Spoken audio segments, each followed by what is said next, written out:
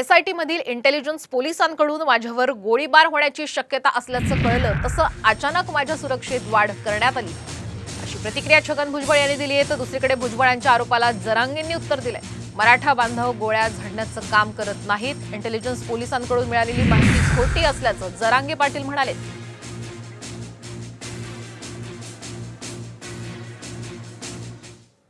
माझ्याकडे जो रिपोर्ट आला आहेत ना बाहेर, तर नाही एवढे पोलीस कशाला लावते मला सांगा।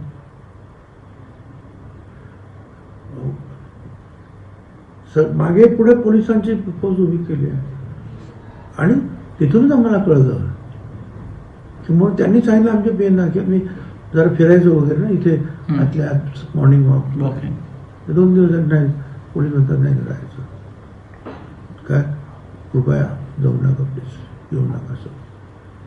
आणि मी कुठं कशाला सांगेन बरं केसचा नाही तर काय संबंध आहे। तुला कोण गोळी मारीन कशाला? इतक्या खालच्या दर्जाला जाणारे विचार मराठ्यांचे नाहीत आणि तुला मारण्यापासून मराठ्याचं काही गुतलं नाही।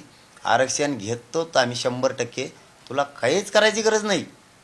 आणि कोणचा पोलीस असा रिपोर्ट देतो की त्याच्या जीवाला धोका आहे आणि त्याला गोळी मारणार आहे?